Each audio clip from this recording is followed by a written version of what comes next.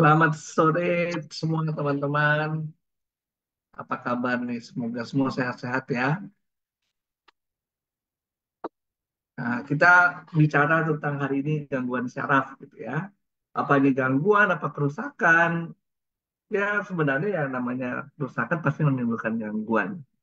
Lalu kita akan bahas mungkin yang spesifik apa yang ada di Indonesia meskipun nggak akan terlalu dalam ya karena kita lebih banyak di sini bisa mengerti tentang penyakitnya dan kemudian bagaimana kita bisa mengendalikan, mengontrol supaya jangan terjadi penyakitnya atau kalau sakit juga jangan sampai jadi makin parah ya. Nah, ini kalau saya mau cari tahu apa sih penyakit-penyakit yang banyak tentang yang berkaitan dengan saraf, saya lihat di Survei Kesehatan Indonesia tahun 2023 yang paling akhir ya. Kebaca nggak nih 2023 angkanya 2023. Cuma memang ternyata nggak terlalu banyak di situ penyakit saraf yang itu cuma stroke ya. Tapi yang berkaitan dengan saraf ada, yaitu gangguan jiwa, ya masalah kesehatan jiwa, it- terus depresi, ya itu semua gangguan. Gangguan mental. Tapi sebenarnya kalau ditanya di mana mental, ya semua kembali ke kendalinya ada di otak. Kalau di survei ini sendiri, yang disebut sebagai gangguan saraf, dia cuma sebut penyakitnya stroke. Ya. Sehingga kemudian saya searching-searching lagi, apa sih penyakit saraf yang banyak di Indonesia? Nah, ini ada satu website lagi yang bilang waspadai 10 jenis penyakit saraf yang bisa merusak hidup Anda. Ya. Lalu saya cari lagi di artificial intelligence, ya, Copilot. Ternyata penyakit-penyakit saraf menurut si artificial intelligence ini dia hanya melihat searching ya, searching di berbagai website rumah sakit, penyakit-penyakit yang mungkin banyak dilakukan edukasi melalui website. Atau barangkali juga dilaporkan, tapi nggak tahu bagaimana cara artificial intelligence ini mencari. Di sini disebutkan penyakit-penyakitnya antara lain stroke, pasti pernah dengar ya, Alzheimer, Bell's palsy, kemudian ada epilepsi, ada Parkinson, ada multiple sclerosis, ada carpal tunnel syndrome, ada meningitis, ya. Nah, ini terus terang sih memang Indonesia ini tidak ada data yang namanya terpusat yang kita bisa mau bilang, oh ternyata paling banyak stroke sekian puluh persen misalnya dari penyakit-penyakit saraf. Yang lain apa, nggak ada sih, ya. Kalau belum ada rumah sakit ini bilang demikian, rumah sakit yang lain bilang demikian, itu kebanyakan adalah angka-angka kunjungan. Berapa banyak penyakit yang seperti tertentu terdiagnosis di rumah sakit ini kalau kita cari-cari bagaimana atas penyakit infeksi. Jadi penyakit-penyakit infeksi yang mengganggu susunan saraf sehingga kemudian timbul masalah gangguan saraf tadi. Contohnya Bell's palsy yang dianggap adalah virus. Contoh yang lain meningitis. Meningitis ini bukan sarafnya yang kena, tapi selaput pembungkus otak. Namun karena ada radang di situ, ada meningitis, akhirnya kemudian jaringan otaknya juga terpengaruh, ya, sehingga terjadi penurunan kesadaran. Lalu ada infeksi yang lain, misalnya bisa aja terjadi infeksi yang menyebar melalui darah, ya, ini melalui yang lain, supaya membuat gangguan di otak. Mekanisme yang lain misalnya autoimun. Contohnya pada multiple sclerosis, itu penyakit autoimun, di mana kemudian terjadi uh, apa namanya sklerosis yang banyak di seluruh otak ya, sehingga kemudian fungsinya tidak berjalan. Penyakit yang lain degeneratif. Ya, degeneratif ini karena proses umur ya, penuaan, sehingga kemudian terjadi masalah-masalah di dalam saraf-saraf itu yang tidak bisa ber, berfungsi seperti sedia kala. Ada lagi mekanisme yang lain adalah tumor. Jadi sel-sel saraf yang tumbuh terus tanpa ada kontrol. Itu disebut dengan tumor. Lokasinya di mana? Jadi kalau berdasarkan lokasinya ada susunan saraf pusat dan susunan saraf tepi. Kalau Bapak Ibu lihat gambar yang kanan ini ada otak dengan sumsum tulang belakang, ini adalah pusat. dari susunan saraf kita. Makanya disebut dengan central nervous system terdiri dari otak dan sumsum tulang belakang. Lalu susunan saraf tepinya di mana?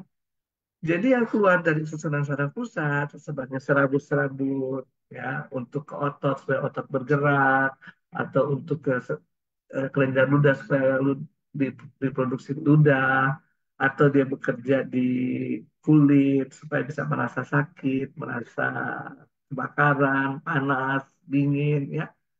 Itu namanya susunan saraf tepi. Jadi ada dua lokasi, susunan saraf pusat dan susunan saraf tepi. Nah, jadi kita bicara penyakit-penyakit ya, kita kenal mekanismenya, ada infeksi, ada autoimun, ada degeneratif, ada tumor, ada satu lagi lupa. Genetik dan bawaannya, kongenital bawaan. Ada genetik, ada kongenital. Nah, kalau infeksi, sebenarnya otak kita tuh susah banget buat infeksi ya. Ini foto MRI dari sebuah otak manusia. Lalu dipotong, ya, dilihat dari samping. Nah, di sini Bapak Ibu bisa melihat lapisan paling luarnya tulang, ya mungkin nggak begitu kelihatan, tapi kalau ke dalam lagi ada beberapa lapis sebelum menyentuh otak, ya, yang kayak apa ini keriting-keriting ini otak, ya. Jadi bungkusannya itu bagus sekali ya, mulai dari kulit di luar sampai kemudian lapisan selaput otak yang paling dalam, sehingga nggak mungkin tuh kayaknya ada infeksi, ya.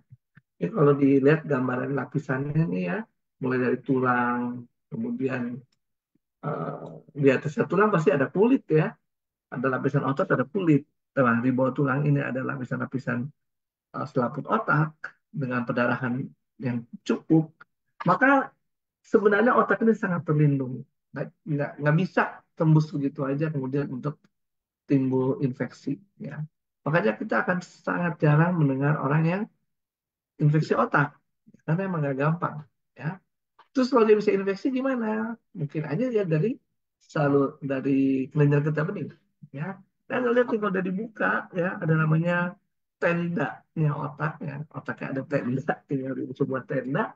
Itu keras banget, ya. Itu bukan jaringan yang lunak, itu jaringan yang keras. Sangat melindungi otak kita. Jadi harusnya sih kalau sampai ada infeksi ya, gimana caranya ya? Ini Bapak Ibu bisa lihat lapisan otak kita mulai dari kulit, ya ada rambutnya. Setelah itu ada tendon ya, ujung-ujung dari otak bertemu ya. Kemudian membentuk suatu jaringan tendon itu apa ya? Jadi ujung-ujungnya otot ya untuk bisa bergerak, berkontraksi dan sebagainya. Lalu kemudian ada jaringan ikat yang longgar, ya di bawahnya adalah lapisan selaput, lapisan luar otak, tulang tengkorak, kemudian tulang tengkoraknya sendiri, lalu di bawahnya ada periosteum, kemudian di bawahnya lagi ada arachnoid, subarachnoid, dan menius. Lapisannya banyak banget untuk melindungi otak kita. Jadi kalau sampai ada infeksi ke otak, otaknya yang ini kelihatan nih, warnanya abu-abu, harus bisa menembus lapisan begini banyak. Rasanya sih nggak jarang ya ada lapisan begini banyak ditembus begitu aja. Nggak bisa. Pasti ada sesuatu yang kuat sekali, trauma namanya. Ya, misalnya jatuh, ya, patah tulang tengkorak, baru bisa tembus. Kalau gitu gimana tuh bisa tembus juga? Ternyata ada juga yang infeksi. Nah, biasanya itu lewat jalan peredaran darah atau kelenjar getah bening. Nah, mekanisme yang lain namanya tumor. Ini gambar MRI juga ya tentang tumor. Cuma memang ini dikasih tanda kali ya secara biasa aja manual oleh komputer atau saya juga kurang tahu apakah ini kontras ya. Tapi intinya sel-sel sarafnya kan yang kita tahu kalau ini susah ya meregenerasi ya, susah dia menjadi membelah diri dan tua gitu ya, susah. Saya pernah dalam pertemuan beberapa yang lalu memberikan ilustrasi sel saraf itu. Sel saraf itu bentuknya kayak pohon lah, nggak kayak gitu ya. Pohon itu kan di tengahnya ada batangnya, atasnya kemudian rimbun cabang-cabang pohon, dan di bawah tanah adalah akar juga bercabang-cabang, bahkan lebih luas lagi daripada yang kita perkirakan. Nah, Bapak Ibu kira-kira saraf kayak gitu. Ya. Jadi kalau sel saraf mau membelah diri, kemudian menjadi dua, tentu stem selnya nggak serumit itu, tapi stem selnya harus demikian rupa ya mudah membelah diri gitu.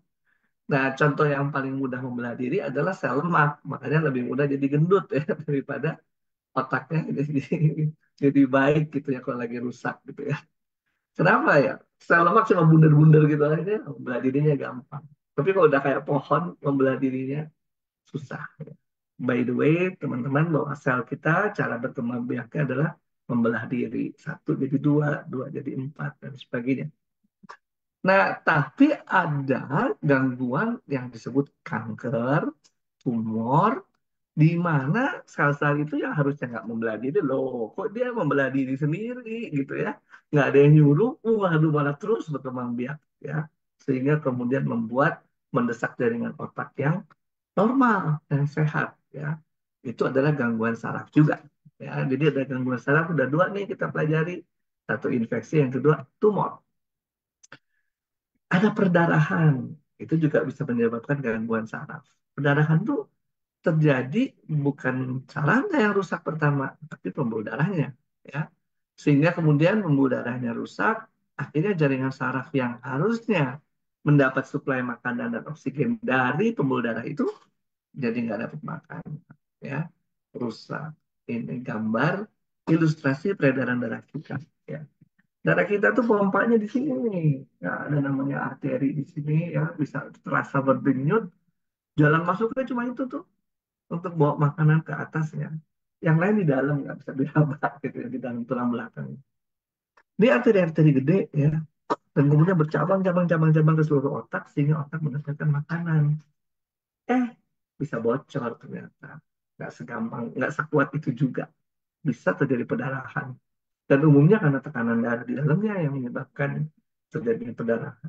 Ya, kecuali kalau ada yang ketok kepala kita bocor sampai ke dalam-dalamnya dan di otak juga. Terus kalau di gambar CT scan ya kayak gini nih, ya, ada warna yang berbeda. Ya. Nah, ini adalah otak kita ya. Otak kita dipotong setinggi dahi gini, terus dilihat dari atas, kayak gini kira-kira. Harusnya warnanya abu-abu gini. Eh, kenapa ada yang putih ya? Ini mungkin diperkirakan darah. Apalagi gangguan otaknya ya, yang terjadi degeneratif. Jadi otaknya mengalami, sel-sel otak mengalami proses penuaan, mati. Ya, harusnya sih memang akan terjadi seperti itu. Makanya Bapak Ibu nggak usah khawatir kalau tiba-tiba jadi pikun makin lama makin pelupa. Ya, memang perjalanan hidupnya gitu ya. Bahwa akan seperti itu, otak mengalami degeneratif. Yang bikin khawatir apa? Loh, kok umur segini udah pikun, udah mulai pelupa, ya, atau udah mulai ini karena terjadi apa namanya yang disebut dengan prematur aging gitu ya. Jadi mulai banyak sel-sel tubuh kita yang rusak prematur. Harusnya dia belum rusak, tapi jadi rusak. Ya. Nah, bahkan kalau di otak itu sendiri, kemudian bisa terjadi namanya stroke. Ya. Stroke ada dua macam. Stroke yang non-hemoragik, bukan perdarahan, dan stroke yang hemoragik di sebelah kanan. Yang kiri itu ya ada gambaran yang hitam, ini kayaknya jaringan rusak nih. Kenapa jaringan rusak? Kayaknya nih ada sesuatu yang menyebabkan kemudian sel-sel otak di sini mati sehingga terjadi perubahan warna ketika di CT scan. Kalau yang kanan kayaknya ada cairan nih. Ya, itulah darah hemoragik ya. Ya, yang bisa mengimajinasi ini adalah dokter radiologi. Tapi dia harus tanya juga pasiennya kayak gimana nama penyakitnya. Atau ketika dokter yang lain, dokter syaraf mengirim itu pada dokter radiologi buat bikin CT scan, pasti dikasih tahu riwayatnya kayak gini, gini, gini. Jadi cara membaca gambar yang seperti ini, oh ini perdarahan, oh ini tumor, oh ini apa, itu adalah kalau kita mengerti keseluruhan pasien, bukan sekedar melihat gambar. Nah, sumbatan yang lain, penyebab yang lain terjadi, penyebab yang terjadinya apa namanya eh, stroke ini, stroke yang iskemik istilahnya, iskemik artinya karena suplai darah dan oksigen nggak cukup. Misalnya emboli, emboli itu ada sesuatu yang lepas di dalam jaringan tempat lain masuk ke dalam pembuluh darah. Nah, pembuluh darah kita kan makin ke ujung makin kecil kalibernya, ya, kalibernya makin kecil. Sehingga kemudian yang lepasan itu membentuk trombus, dan trombus kayak gini. Ya, ini pembuluh darah yang kecil sekali, kemudian kemasukan trombus nyumbat, ya. Akibatnya kalau nyumbat aliran darah ke sebelahnya trombus yang lain, jadi kacau, ya, terganggu suplai oksigen dan suplai makanan ke jaringan itu berkurang. Trombus kira-kira seperti itu. Trombus bisa terjadi di jantung, trombus bisa terjadi di apa namanya pembuluh vena, pembuluh balik, ya pokoknya bisa jadi di mana-mana aja. Orang nyelam yang kemudian nggak sesuai protokol ketika balik ke permukaan bisa menimbulkan juga emboli. Nah, emboli ini menyebar, ya, ikut dalam peredaran darah dan grup tiba-tiba nyumbat. Nah, akibatnya apa? Konsepnya sama, daerah yang setelah sumbatan tidak mendapatkan cukup makanan, baik makanan oksigen, makanan biasa dan juga oksigen. Nah, sehingga kemudian terjadi kerusakan jaringan. Yang lain juga kita sudah sering lihat gambar seperti ini, yaitu penyumbatan pembuluh darah. Yang paling kiri ini arteri yang sehat, kemudian timbul penyumbatan di lumen, ya, dan kemudian makin lama makin berat dan menjadi staging yang berat untuk apa namanya untuk penyumbatan pembuluh darah ini. Nah, penyumbatan yang lain trombus, ya tadi juga sempat disinggung. Trombus beda dengan tadi, ya, gambarnya sklerosis. Ya, sklerosis ini di dinding pipanya, dinding pipanya tiba-tiba ada deposit sel-sel, deposit lemak dan sebagainya. Jadi kemudian dia makin mempersempit lumen dari atau lubang dari pembuluh darah tersebut, ya, kalibernya jadi mengecil, ya. Nah, Bapak Ibu bayangkan ini sama dengan prinsip selang, ya.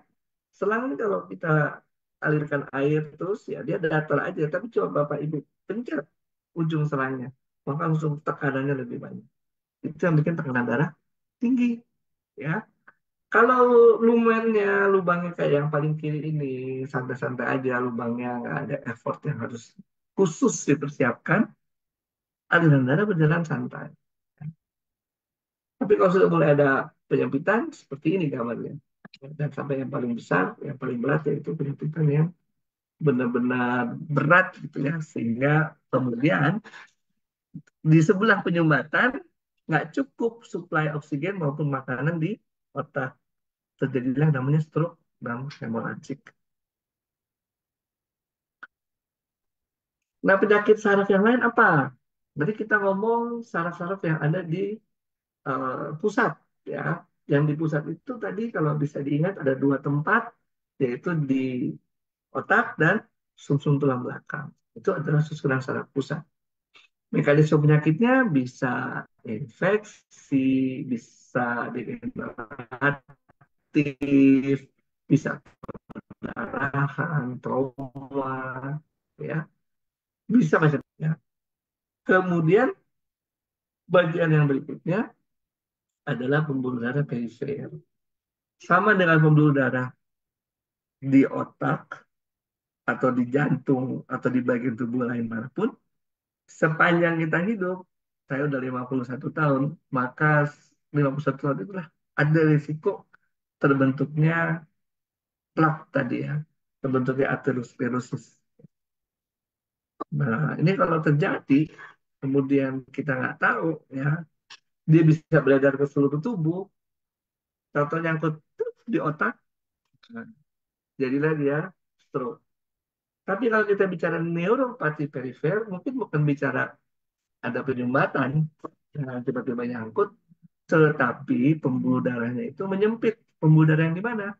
Pembuluh darah yang memberi makan saraf-saraf yang ada di ujung-ujung ini di perifer. Ya. Istilahnya perifer di tepi-tepi.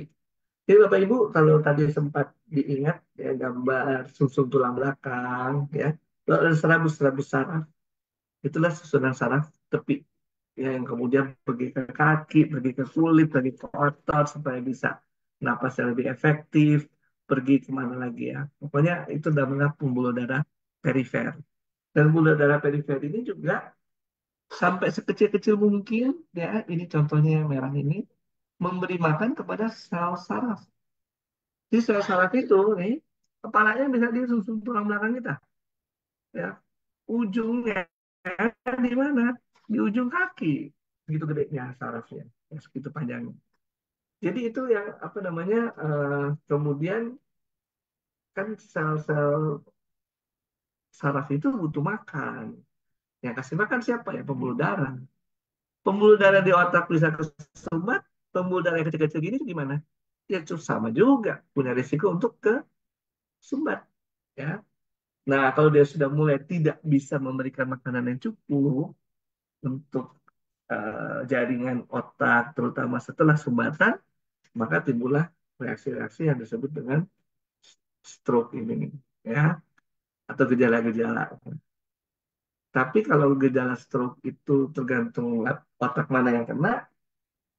Kalau neuropati perifer tergantung susunan saraf tepi, saraf mana yang kena, gitu ya. Saraf mana yang kena itu kayaknya mirip-mirip ya. Tapi ini stroke atau bukan? Kadang lemes sarafnya, kadang sarafnya nggak bisa meraba, gitu, nggak ngerasa, kebal, baal, gitu ya. Nah, ini yang mana nih? Gitu. Nah, untuk bilang yang mana, apakah ini susunan saraf tepi atau susunan saraf pusat, itu kerjaan dokter, ya, bukan kerjaan Bapak Ibu ya. Jadi santai-santai aja. Cuma nih Bapak Ibu lihat nih, saking rusaknya sarafnya itu kulit kakinya ditusukin paku payung segitu banyak nggak berasa gitu ya. Jadi baal ya. Itu karena kenanya di sensorik ya. Jadi mekanisme kenapa terjadi neuropati karena memang suplai makanan dan oksigen nggak cukup pada saraf tersebut. Nah, ketika sarafnya kemudian terganggu dan bermasalah, dikasih paku tutup tusuk nggak berasa gitu ya. Itu contohnya kayak gitu ya, dikasih paku payung.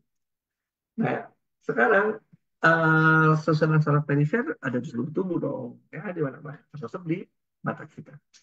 Di mata kita juga penuh dengan bersarafan, kalau nggak kita nggak bisa melihat, ya. Bisa melihat karena ada saraf yang kemudian bereaksi gara-gara cahaya. Dan kemudian kita bilang, oh, saya lagi lihat komputer, saya lagi lihat monitor, ya, karena kemudian masuk ke dalam otak, ke dalam retina, retina menyebarkan informasi itu dalam hitungan kurang dari 1 detik kita udah bisa bilang, saya lagi lihat kursi, saya lagi lihat dinding, saya lagi lihat warna biru, mana, ya. Hebatnya. Tapi ternyata saraf-saraf di ujung-ujung perifer di mata ini, di dalam lapisan yang namanya retina, juga bisa kena masalah, ya, namanya retinopati. Ya. Kalau penyebabnya diabetes, retinopati diabetikum. Ya. Diabetes ini sering disebut ya, dan beberapa kali tadi disebut. Tapi intinya, kerusakan saraf perifer itu sami mawon. Masalahnya adalah masalah peredaran darahnya nggak cukup. Nah, sehingga sel-sel tersebut yang seharusnya bisa hidup karena makanan dan oksigennya cukup, jadi kekurangan. Nggak bisa dibantu dengan sumber makanan lain, ya.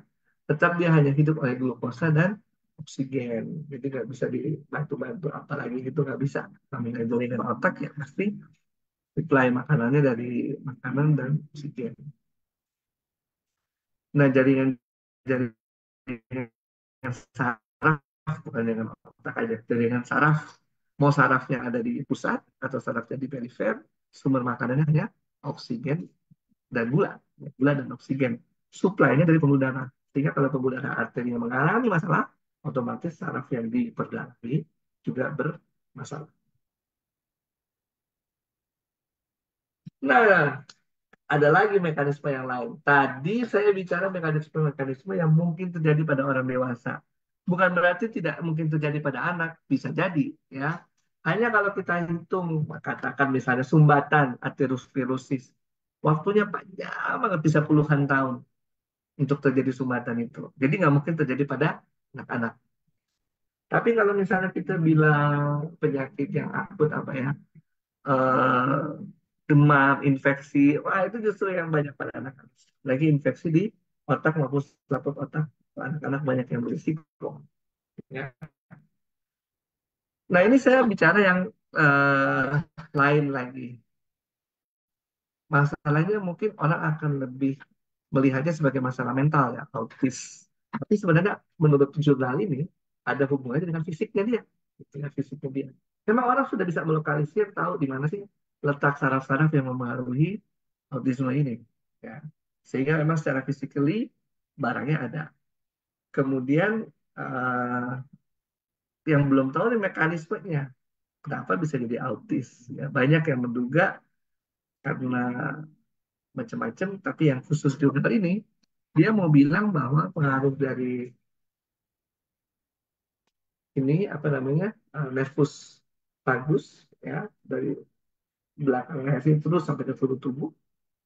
Kemudian juga pengaruh dari peradangan, ya, juga termasuk hormon-hormon yang uh, dikeluarkan oleh jaringan-jaringan endokrin, ya. Dan kemudian ada HPA axis. Nah, siapa sih yang berperan? Oh, di sini ada imun sel, ada sel-sel epitel, ada sel-sel apa nih enteric neurons, ya. Jadi di dalam usus kita ternyata juga ada saraf yang otonom kayak otak ini gitu ya. Otak ini kan sendiri ya, nggak ada lagi yang ngatur otak kita. Ternyata di usus kita juga ya, ada enteric neuron, ya. Nah, kemudian ada sinyal-sinyal yang diberikan oleh kuman-kuman yang hidup di dalam usus kita, ya.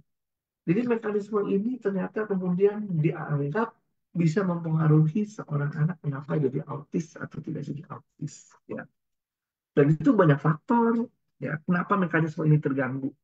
Contohnya misalnya orangnya diseksium, ya, dioperasi untuk keluar bayinya. Nah, bayi menelan apa namanya jaringan cairan dari tubuh ibu, tapi bukan dari jalan lahir yang biasanya. Kalau dia dioperasi, yang dia telan mungkin jaringan dari darah, dari segala macam, dari jaringan perut, ya, itu yang ketelan sama bayi, sehingga kemudian berubah mikrobiomnya, nggak sama dengan yang minum ASI, gitu ya. Terjadilah kemudian resiko-resiko seperti autis. Terus terang mekanismenya belum clear ya. Jadi ada yang bilang berkaitan dengan di operasi ketika melahirkan. Maybe yes, maybe no. Ya, masih terus berkembang. Berdasarkan cara pikir yang sekarang bahwa ada sumbu yang ngatur otak, kemudian di dalam perut kita ternyata juga ada otak perut ya, enteric neurons ya, dan kemudian ada mikrobiom, jadi kuman-kuman yang baik yang mengatur metabolisme di dalam usus. Orang berpikir kalau gitu kayaknya ada yang harus diubah nih dengan cara berpikir kita dalam pengelolaan penyakit-penyakit saraf. Yaitu nih misalnya dalam jurnal Lancet ini, Stroke and the Immune System from Pathophysiology to New Therapeutic Strategies. Karena dia mau melihat peran dari imun sistem tersebut. Ya, mungkin ada gambarnya yang lebih detail tentang brain gut axis ya. Nanti coba dilihat di mana perannya si imun sistem. Ya. Nah, ini ringkasan dari jurnal tadi, summary-nya. Ini yang menarik, ya.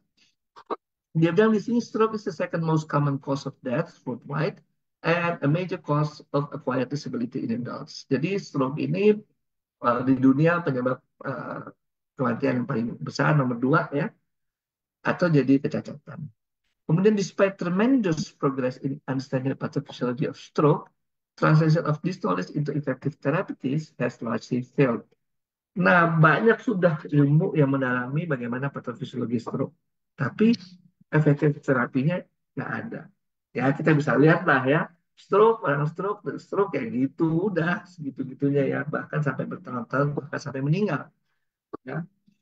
Jadi, di sini dia bilang, systemic and local immune responses have important roles in causing stroke and are implicated in the primary and secondary progression of ischemia lesion.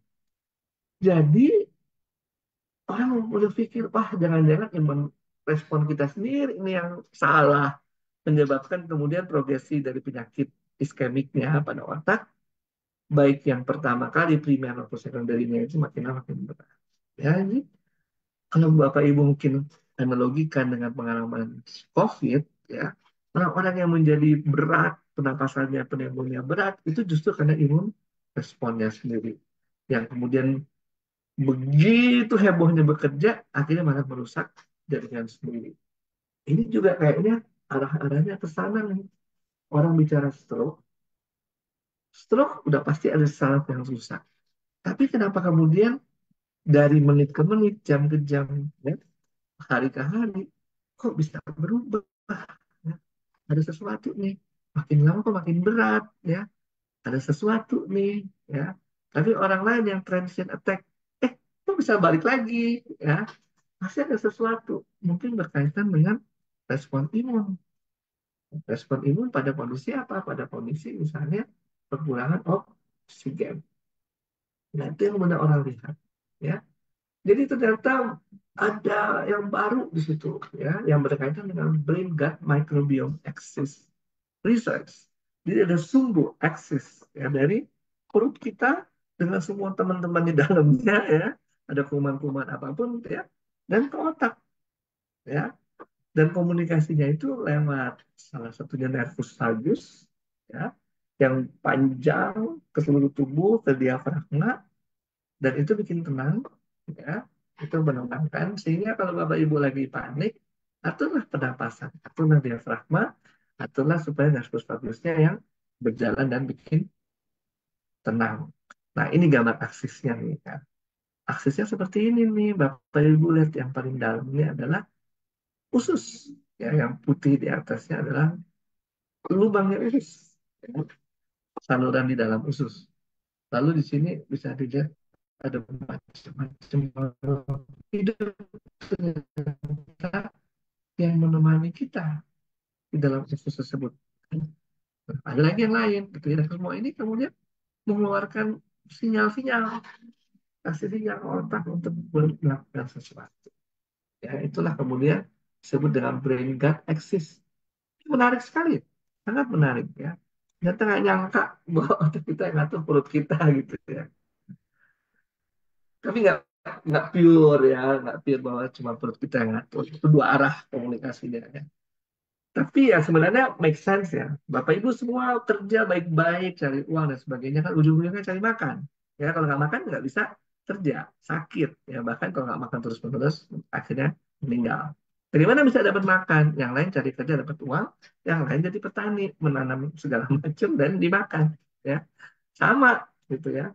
Kemudian misalnya nih, petani petani cari makan atau petani menanam apa yang sesuai dengan kebutuhan dia. Mungkin juga kalau mau dibilang sesuai dengan selera dia gitu, ya, yang dia tanam. Sama orang juga cari makanan di GoFood, di Shopee Food segala macam, ada yang sesuai dengan selera dia, ya. Yang itu siapa? Who knows? Barangkali brain gut axis ini. Sehingga kemudian selera-seleraan ini menimbulkan keseimbangan mikrobiom tadi. Ada yang seleranya ini yogurt barangkali gitu, ya, sehingga mikrobiomnya eh, sesuai dengan yogurt yang dia makan, dan itu ternyata diatur lagi gitu, ya, oleh tubuh sehingga kemudian makan yogurt terus. Contohnya kayak gitu. Atau yang lain mungkin suka makannya lalapan, sambal mentah, itu juga banyak, ya, mikrobiom, dan dia diatur terus sehingga eh, begitu dia lihat sambal, ya, pengen makan, ya. Sambal mentah apalagi lebih enak lagi, misalnya kayak gitu sambal terasi, wah, itu yang menyebabkan kemudian mikrobiom susunannya di dalam usus kita seperti itu, ya, misalnya itu contoh saja sih. Tapi intinya bahwa ada sumbu ini yang mengatur, ya, dan kalau sumbu ini kemudian terjadi masalah gitu, ya, terjadi peradangan dan sebagainya, akibatnya apa? Ada zat-zat yang tidak sesuai dengan kebutuhan tubuh masuk ke dalam aliran darah, menyebar, ya, menimbulkan masalah-masalah yang baru, ya. Menyebarnya juga nggak segampang itu, dan menimbulkan masalah ini juga nggak segampang itu. Prosesnya panjang banget, gitu, ya. Tapi akhirnya mekanisme-mekanisme tubuh menjadi tidak berjalan. Kebablasan contohnya tumor tadi, ya. Tumor itu sebenarnya mengambil prinsip seperti waktu kita masih dalam kandungan, bisa berkembang, berkembang, berkembang, berkembang terus. Tapi satu saat harus berhenti, ada mekanisme yang menghentikan perkembangan itu. Juga diatur oleh gen. Tapi mungkin gen yang nyetopin tumor setelah dewasa nggak berfungsi. Kenapa nggak berfungsi? Ya ini ada gangguan di gut brain axis ini. Gangguannya apa, mekanismenya apa, terus terang masih banyak yang belum tahu, ya. Tapi apa yang kita bisa dapat di situ? Satu, ya, ada hubungan nih, ya, saraf di otak dengan saraf di usus. Ada hubungan dengan teman-temannya di dalam usus, ya, yaitu kuman-kuman yang hidup di dalam usus yang rame-rame memenuhi saluran cerna kita. Kemudian apa yang terjadi di situ, pengaturan tersebut, ya, bersama-sama dengan nervus vagus, komunikasi lewat hormon dan peradangan, ya, jadi membentuk orang ini jadi sehat atau tidak sehat. Physically, ya, kita bicara fisik. Sehingga kemudian apa yang terjadi di situ adalah komunikasi dan keseimbangan itu membuat tubuh kita kondisinya tetap optimal dan sehat. Tapi kalau ada gangguan gitu, ya, katakan misalnya eh, terjadi stroke, ya. Terjadi stroke, terjadi kematian jaringan, terjadi kemudian stres oksidatif, terjadi kemudian meluas, gitu ya, stroke-nya itu bukan sekedar satu daerah yang tersumbat pembuluh darahnya, tapi kemudian juga meluas sehingga gejalanya makin luas. Nah, itu yang kemudian kita harus coba hindari. Kalau ada terjadi juga peradangan di dalam usus, ya, peradangan itu ternyata yang membuat juga respon imun kita itu membuat kemudian jaringan jadi rusak. Sama seperti cerita tadi, jika saya bilang, saya ceritakan tentang COVID, ya, di mana kerusakan paru juga ada daya tahan tubuh kita sendiri, reaksi peradangan yang kita buat sendiri, ya. Nah, reaksi peradangan itu menimbulkan stres oksidatif yang kemudian bisa kita stop, ya, dengan namanya eh, antioksidan. Ya. Antioksidan ini ada banyak sekali di dalam produk AFC SOP Subarasi ini. Di samping, Bapak Ibu juga bisa melihat dalam isinya itu ada sardine peptide, ada fruit flow, dan salmon ovary peptide. Kita pasti sudah pernah baca juga kalau Bapak Ibu mau browsing saya ini, ya, marine placenta itu menginduksi regenerasi sel. Jadi kalau kita melihat bahwa penyebab tadi kerusakan-kerusakan besar manapun adalah aliran darah yang nggak lancar, maka dengan adanya salmon ovary peptide diinduksi terjadinya regenerasi sel di dalam saluran pembuluh darah.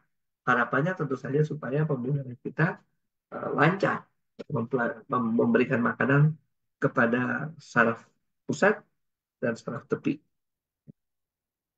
Yang penting di sini kalau Bapak Ibu lihat satu persatu ingredientsnya adalah antioksidan. Antioksidan butuh Bapak Ibu sekarang. Mungkin dulu zaman nenek moyang kita nggak perlu, ya. Nggak usah nenek moyang kita, mungkin orang tua kita, kakek nenek kita belum cari suplemen antioksidan. Kenapa? Karena udaranya belum kotor, makanan belum banyak pencemaran dan sebagainya. Tapi sekarang nggak bisa, ya, nggak cukup, ya.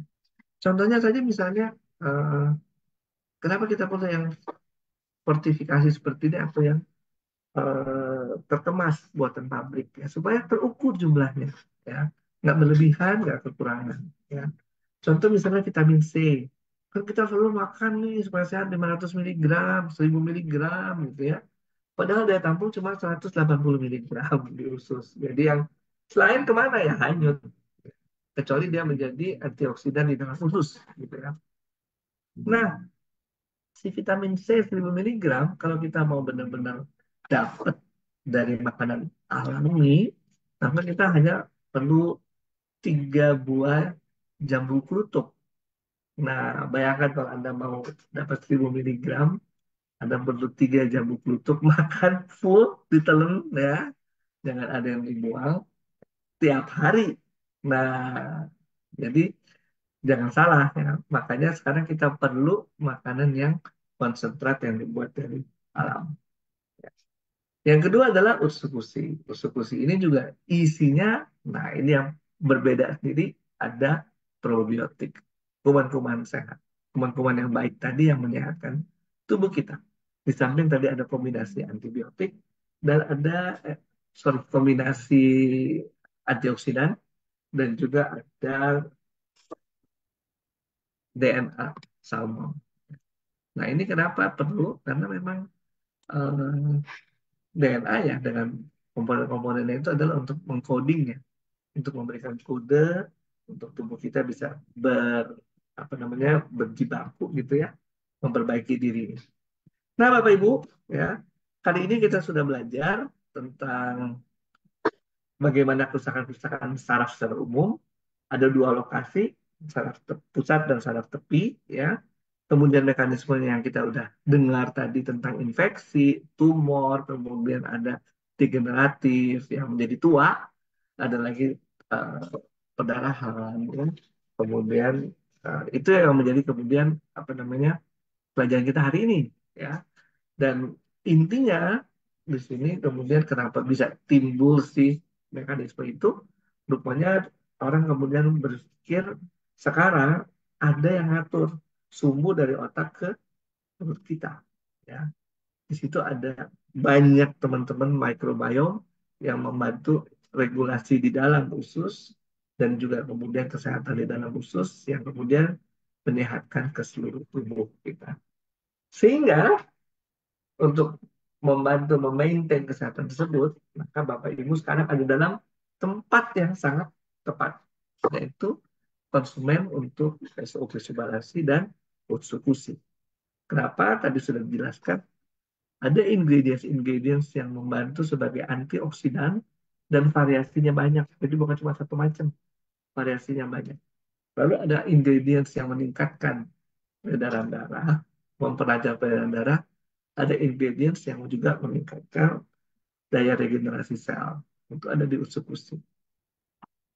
Oke, menurut saya itu dulu ya. Lebih baik kita bicara kasus, pertanyaan yang relevan dengan masalah persarafan yang menjadi diskusi kita hari ini. Yuk, silakan kalau ada pertanyaan.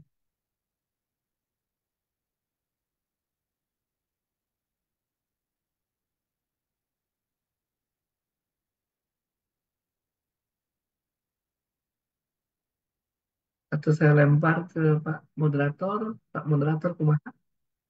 Wah, ada yang angkat tangan nih. Ini gimana caranya ya bisa langsung unmute, Ibu Dokter?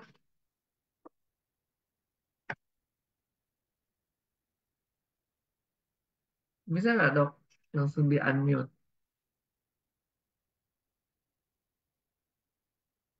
Masa nggak ada dokter Dini nih mau nanya secara ini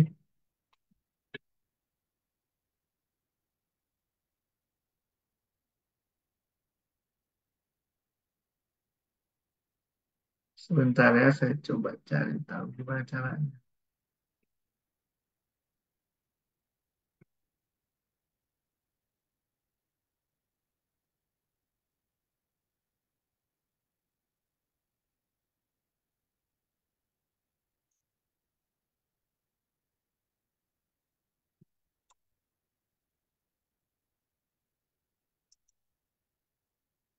Nah, bisa nih dokter. Oke, sudah saya. Asik. Silakan Dini. Selamat sore, dokter. Izin bertanya ini saya karena kan memang kasus diabetes itu akhir-akhir ini di Indonesia juga tinggi dari catatan Rikesdas tahun 2018 dia menduduki peringkat ketiga sesudah kanker dan sesudah stroke.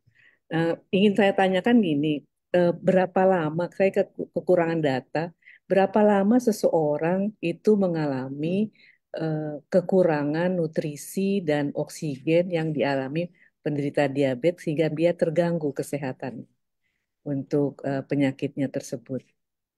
Ada punya data nggak, dokter? Wah, kalau ini saya nggak punya data juga sih dokter. Oh iya, ada biasanya apa harus sekian tahun atau ada berapa bulan dia akhirnya menjadi menjurus ke arah eh, gangguan kan mikroarteri kan yang terganggu di Mm-mm. ya itu. Belum nggak ada data ya dokter ya. Nggak ada data. Paling kalau iya kita coba logikakan aja misalnya Eh, apa namanya kalau terjadi gangguan peredaran darah, jadi saraf-sarafnya nggak kena cukup makanan itu ya pasti kan cepat rusak ya. Iya, Cuma ada sel-sel saraf yang sangat sensitif langsung rusak.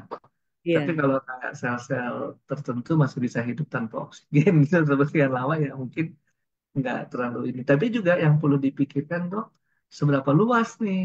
Kalau cuma satu dua sel katakan gitu ya, pasti iya, kan nggak akan timbul masalah. Tapi begitu jaringan yang rusak, begitu arteri yang mikroarterinya yang kena luas ya pasti akan cepat iya, kerusakan.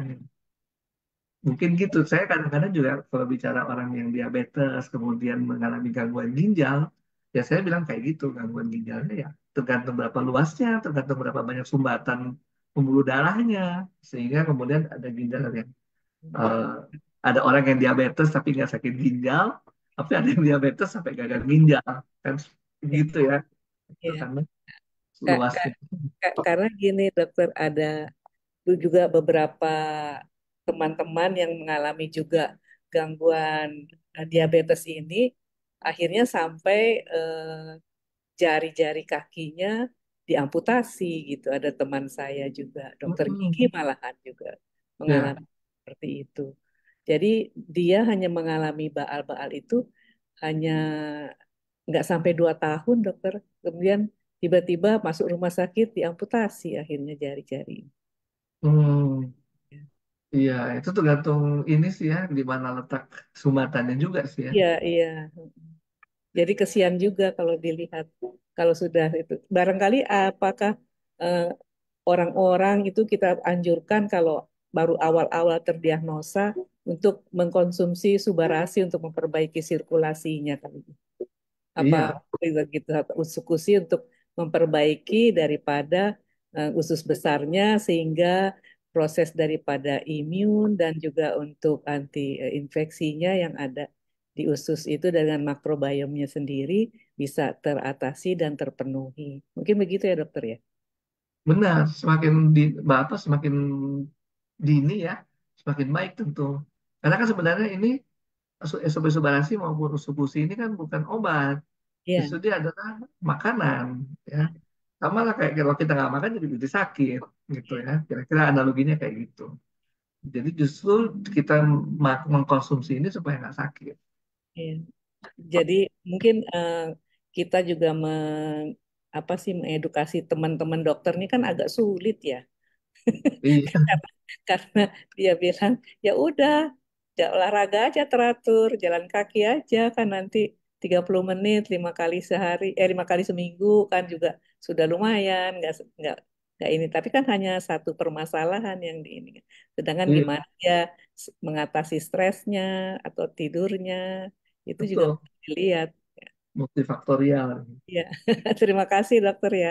Terima kasih dokter Dini juga. Ya teman-teman ini memang betul ya. Jadi ini nggak cuma satu faktor ya. Jadi semua itu harus juga dikendalikan, dikontrol, stresnya juga ya. Sehingga orang bisa lebih berdaya guna nih, berefek. Ya. Ini sekarang Mbak Santi atau Ibu Santi, silakan nih.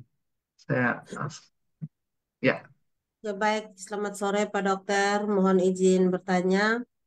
iya Ini silakan. eh, masalahnya pada ibu saya yang sudah 1 tahun eh, konsumsi AFC karena eh, diagnosa dokter itu mama saya itu kena penyakit diabetes neuropati, asam lambung, sama hipertensi.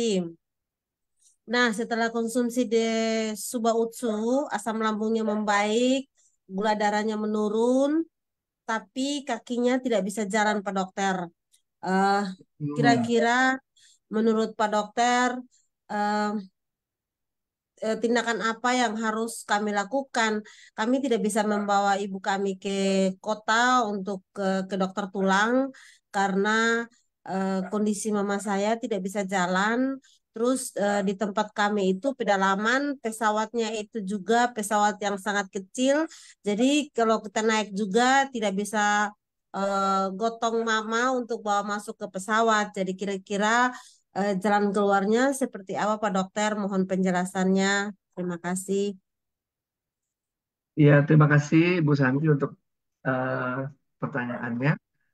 Ya kalau dibilang bagaimana atau apa penyebabnya, kan sebenarnya saya nggak bisa langsung nih Bu Santi ya. Kalau diabetes, diabetes ya penyakitnya ya. Iya Pak, diabetes neuropati. Jadi Sebenarnya kalau badannya itu tertusuk-tusuk Pak Dokter. Badannya sakit-sakit seperti tertusuk duri gitu. mm, tapi kalau nggak bisa jalannya itu mungkin lain lagi nih penyebabnya. Mungkin ya, karena saya kan nggak bisa langsung. Jadi kalau dengan kondisi yang seperti ini, eh, namanya nomor satu diabetes harus terkontrol gulanya. Itu supaya nggak makin berat penyakitnya, ya. Entah dengan obat, kemudian dengan makanan itu dulu nomor satu. Kalau ada keluhan-keluhan nyeri, ya pasti terpaksa harus cari obat juga untuk mengurangi nyeri ya. Itu untuk keluhan yang saat ini. Nah, sedangkan ibu juga memberikan SOP, tujuannya itu supaya tidak makin berat penyakitnya, nggak makin progres istilahnya gitu. Kenapa? Karena begitu ada peradangan, ada timbul namanya stres oksidatif. Sehingga dengan memberikan SOP subahasi atau antioksidan yang lain dari usukusi, antioksidan ini tujuannya menahan yang namanya inflamasi atau peradangan tadi, stres oksidatif tadi, sehingga nggak makin luas. Itu fungsinya di situ. Lalu yang udah kejadian gimana? Kebanyakan sih kalau udah kejadian yang namanya saraf itu ya permanen, susah untuk perbaikan lagi ya. Sehingga kemudian kita hanya mencegah supaya tidak makin berat. Kemudian tadi mungkin bisa dicoba dengan obat-obatan juga untuk mengurangi nyerinya. Tapi yang paling penting adalah gula darahnya harus terkontrol. Apakah cukup nih, Bu Santi? Ya Pak, terima kasih. Kemudian masih ada satu Pak. Ini ada mitra saya yang kanker prostat. Terus dirujuk ke Ambon untuk mau dioperasi. Cuma ke sana setelah diperiksa mitra saya itu ada pembengkakan di jantung. Nah, yang saya sarankan ke mitra saya itu perbanyak konsumsi Suba Utsu. Jadi kira-kira gimana Pak Dokter? Mungkin takarannya gimana begitu? Mohon penjelasannya Pak. Iya. Ehm, Subah Ursu dalam konteks ini memang baik dalam hal mencegah penyakit makin progres ya. Sementara kalau tadi dibilang ada kanker prostat, pasti kankernya harus diangkat. Karena nggak mungkin dengan usi kankernya akan mengecil. Ya. Kenapa saya bilang begitu? Karena si kanker ini kan cepat sekali tumbuhnya. Nggak kekejar dengan kita usus aja. Makanya hampir semua kanker kalau nggak dioperasi, dikasih kemo atau diradiasi, tujuannya untuk membunuh gitu ya. Dia tumbuhnya jauh lebih cepat. Ya, nggak akan terkejar hanya dengan minum usus. Itu satu untuk ininya, untuk kankernya. Jadi kalau kemudian tidak bisa dioperasi karena ada masalah jantung, nah masalah jantungnya juga dicari tahu dulu nih kenapa nih. Ya, apakah masalah jantungnya benar karena jantungnya atau yang lain. Nah, sekali lagi Ibu, bahwa dengan memberikan SOP subarasi maupun usukusi, tujuannya adalah mencegah progres penyakit lebih parah lagi. Kenapa? Karena mau itu jantung masalahnya, mau itu kanker, pasti ada stres oksidatif yang terbentuk. Ada inflamasi yang kemudian membuat jaringan lainnya lebih luas lagi dan lebih rusak lagi. Lebih ke sana penggunaannya. Nah, kalau kita bicara antioksidan, sebenarnya nggak ada takaran bilang harus sekian-sekian, nggak ada. Antioksidan mau banyak, mau sedikit, bisa. Ya, nggak harus dibilang sekian-sekian. Karena dia satuannya itu sama dengan makanan. Dia bukan obat. Kalau obat memang ada dosis. Ya. Tapi kalau antioksidan itu bukan obat.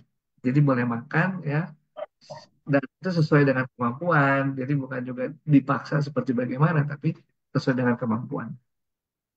Mudah-mudahan cukup menjawab, Bu Santi ya. Oke Pak, terima kasih Pak.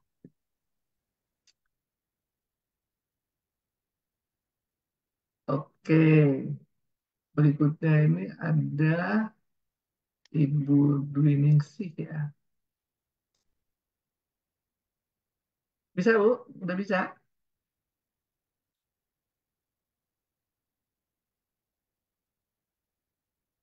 Silakan Ibu, sudah unmute.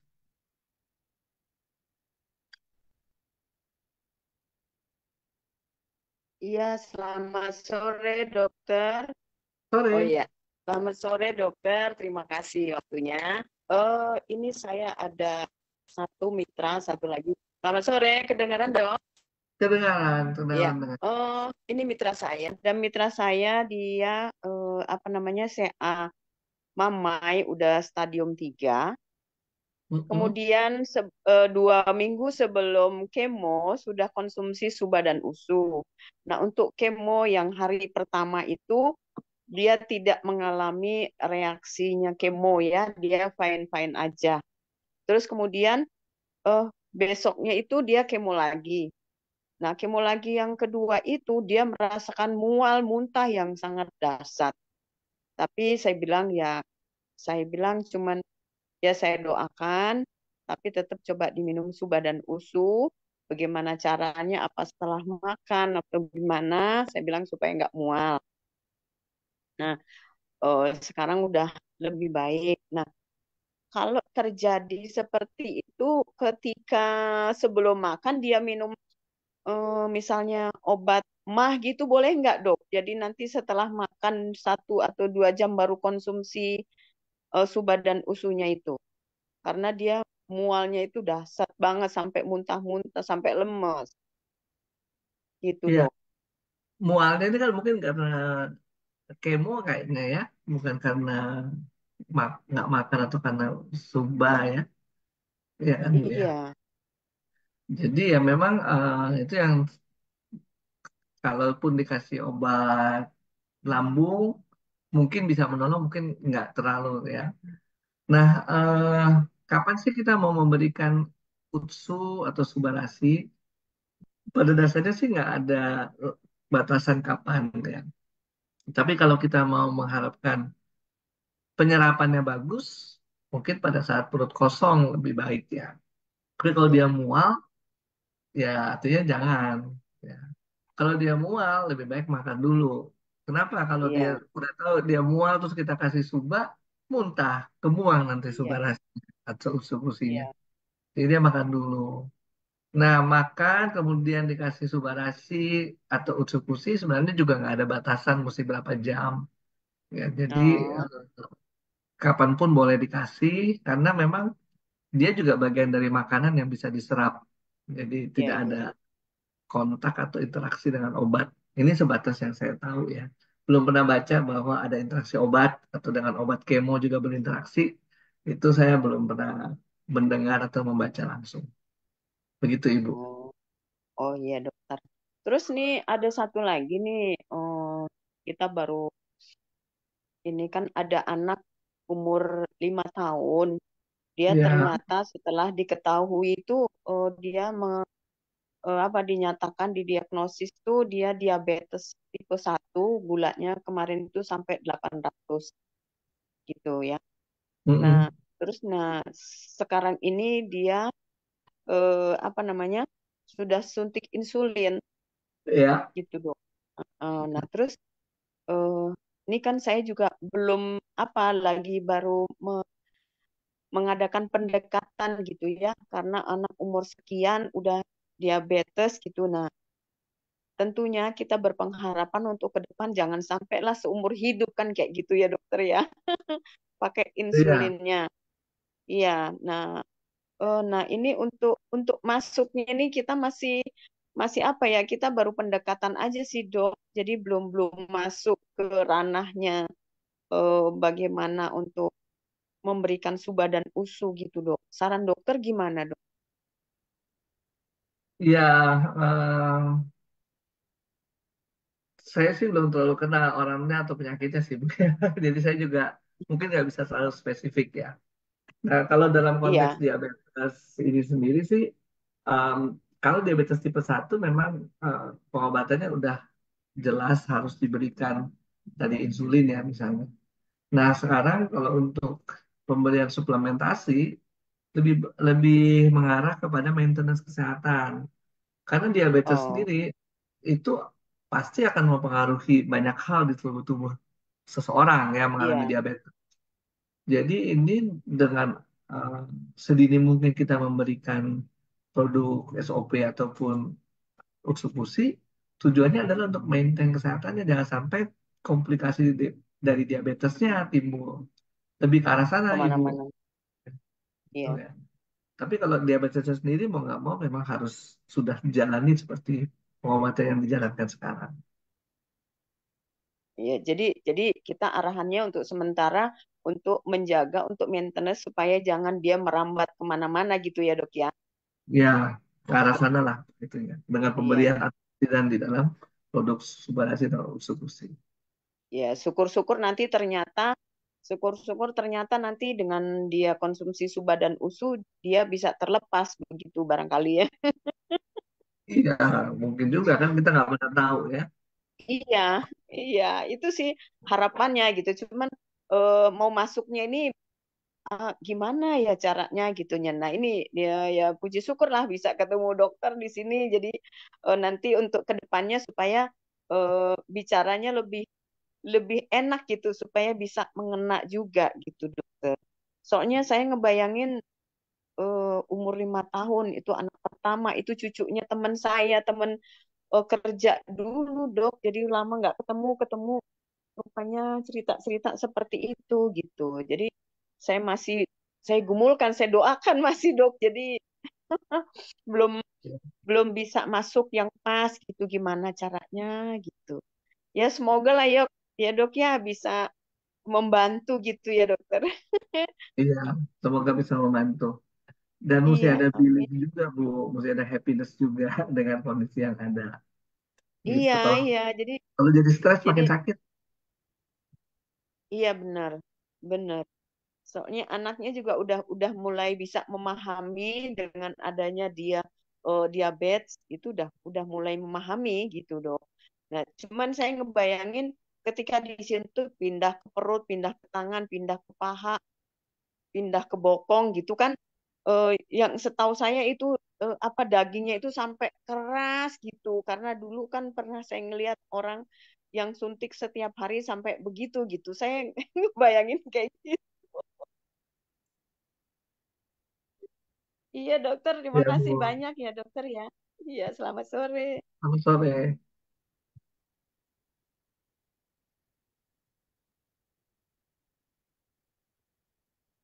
Silakan mungkin ada yang mau unmute. Saya lihat di chatroom ya. Di chatroomnya ini, apakah pikun dapat Ya, dicegah, disembuhkan? Enggak. Ya. Pikun ya jalan terus ya. Cara mencegahnya adalah kita makin melatih ya. Melatihnya apa? Misalnya kita ngisi TTS gitu ya. Atau kita apalah yang lain ya. Banyak melatih otak itu untuk mencegah pikun. Kemudian Pak Dokter mohon izin bertanya. Kalau diabetes neuropati yang mengakibatkan tubuh seperti tusuk jarum, apakah bisa diperbaiki dengan ya atau tidak? Ya ini tadi ya kayaknya ya sudah ditanya tentang tusuk jarum. Ini Pak Victor dulu deh, silakan nih. Udah bisa Pak, silakan. Ya, em, selamat malam Pak. Saya dari Australia. Ada teman saya ya menyakit kayak seperti eh, kulitnya itu hilangan kayak warna. Apakah Subarasi sama Usukusi bisa bantu atau tidak itu Pak? Soal kulit Gimana gitu. kulitnya? Kenapa kulitnya gimana Pak? Kulitnya itu warnanya pucat kayak belang-belang seperti Oh, ya, kayak putih, terus abis itu yang ininya warnanya itu hilang. mhm. Itu mungkin yang vitiligo ya nama Iya, penyakitnya. iya, betul, betul. Kalau itu kan genetik Pak. Kalau genetik mungkin nggak bisa terbantu dengan ini. Jadi ini penyakit-penyakit yang fungsional kalau kayak ini ya, bukan karena Hmm, genetik. Memang bawaannya dia akan seperti itu, kekurangan hmm. pigmen. Jadinya, jadinya nggak bisa itu buat kurangan pigmen itu. Kalau dengan pengetahuan saya sih kayaknya nggak bisa, tahu saya Hmm, karena nggak genetik. bisa. Tapi kalau mau dicoba pun nggak masalah ya. Saya ya Hmm, nggak tahu juga. Siapa tahu kan saya kan nggak lihat langsung penyakitnya. Saya kan cuma dengar hmm, dari bapak. Saya nggak belum tentu diagnosis saya benar ya, gitu. hmm. Karena kan saya langsung. Jadi boleh aja dicoba. Toh manfaat kesehatan lainnya juga banyak. Jadi bukan sekedar kulitnya aja toh. Dia bisa. mendapatkan manfaat yang lain. Kalaupun kulitnya mungkin nggak terlalu banyak berpengaruh ya, tapi dia Hmm. bisa dapat manfaat yang lain juga. Nggak apa-apa sudah coba. Iya, sama juga dulu katanya itu dia pernah coba Pak, dokter itu apa namanya saudaranya itu pas hamil ya kayak macam sakit sakit apa itu nggak tahu ya sakit dia dia saya lupa sakitnya namanya apa. Terus habis itu dia udah coba itu apa usukusi sama subulasi katanya nggak mempan dok. Iya kan bukan obat Pak. Ini kan sebenarnya lebih banyak untuk menyehatkan badan, mencegah penyakit ya. Iya Itu, benar-benar. itu masalahnya apa Pak? Sakitnya apa dia? Itu sepertinya habis lahirkan anak katanya itu. Kenapa? Habis lahirkan Oh, anak. heeh. Terus Ya masalahnya terus habis itu dia saudara temennya ini konsum katanya nggak nggak ini ke apa nggak cocok katanya. yang diharapkan apa? Habis melahirkan mereka itu supaya apa? Supaya sehat. Ya, tapi mungkin sehatnya apa yang dia persepsikan gitu kan? Itu Hmm, misalnya ternyata menganggap ini supaya jadi apa gitu kan? Nggak tahu juga kita ya. Makanya dia bilang nggak iya cocok. betul. Harus jelas juga sih sebenarnya. Iya. Justru dia bilang nggak cocok doang gitu. Orangnya bilang. Ya mesti diperjelas Pak. Nggak bisa juga ini kan. Ya Iya kita dengar dulu benar-benar. aja lah kalau konsumen apa sih yang dia sebut nggak cocok. Ditanya aja lagi gitu. Ya, itu kalau misalnya kalau nggak jelas, saya bisa tanya lagi itu ya, Pak. Pak ya. Iya, kalau emang jelas masalahnya apa, terus dia nggak ngerasa ada efek, ya Hmm. biasanya lewat Catherine, Catherine yang di AFC Pusat di Hmm. WA ke situ nanti diteruskan ke saya. Umumnya kayak gitu. Hmm. Oke, itu ada nomor WA-nya nggak, Pak, dokter? Ya lewat Catherine itu, saya lupa persis nomornya berapa. Jadi itu nomor hotline di kantor pusat AFC untuk menanyakan masalah-masalah seperti ini. Nanti diteruskan ke saya salah satu. Nih, saya Itu, tulis di oke. kolom chat ya. Ya, ya, ya, thank you, Pak. Ya, thank you. Siap. Ya,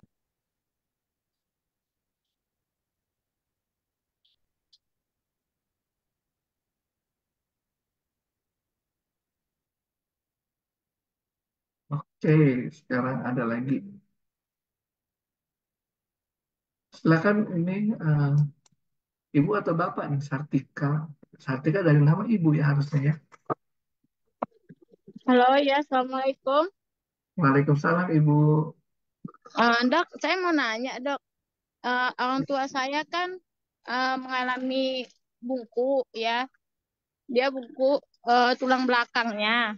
Terus dia kalau jalan itu sakit dok, sekitar nggak sampai hanya 10 rumah dia rasanya kayak menyatu dadanya ke perut gitu kan dok. Terus aku kasih Suba dan Utsu gitu, udah 3 paket. Kira-kira pertanyaanku dok, Suba dan Utsu ini bisa memulihkan kembali nggak ya? eh Oke, sakit bungkuknya itu gitu apa bisa dia jalan normal gitu dok. iya. Umur berapa orang tuanya Ibu? Umur berapa Bu umur orang tuanya? Untuk saya umurnya 68 tahun dok. 68. Bungkuknya udah berapa Mm. tahun? Bungkuknya sekitar 5 tahun. Terus pernah nggak dokter bilang bungkuknya karena apa gitu? Nggak pernah cek ke dokter juga dok karena takut orang tua saya. Jadi dia nggak cek ke dokter. Iya, iya. Ya, sebenarnya sih bungkuk macam-macam ya penyebabnya. Itu yang mesti diketahui dulu. Secara Mm-mm. umum kan orang akan membungkuk ya kalau makin tua karena umur itu sendiri ya.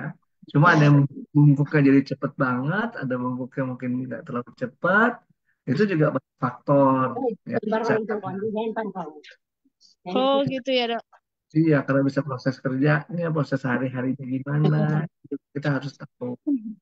Tapi pada dasarnya menjadi bungkuk itu memang proses dalam menjadi tubuh. Sehingga kalau disuruh jadi tegak lagi, kemungkinan besar sih nggak ke situ ya.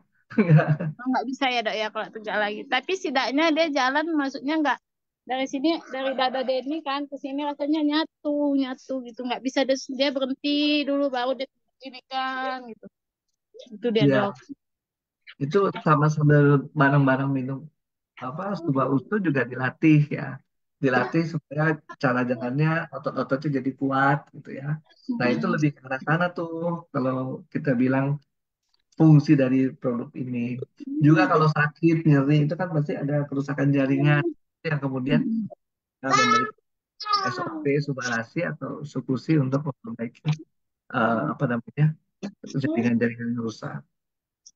Lebih ke arah sana sih. Terus dok, saya punya pasien dok, dia sel telurnya kecil-kecil ya.